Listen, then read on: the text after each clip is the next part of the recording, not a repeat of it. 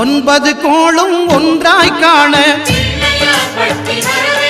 அங்கு கற்பகம் என்னும் கடவுளின் மெய்யில் ஒன்பது கோளும் ஒன்றாய் காண அங்கு கற்பகம் என்னும் கடவுளின் மெய்யில்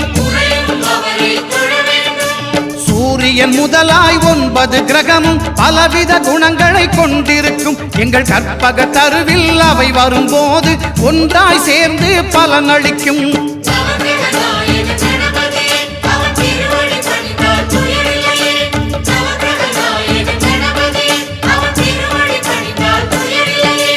ஒன்பது கோளும் ஒன்றாய் காண அங்கு கற்பகம் என்னும் கடவுளின் மெய்யில்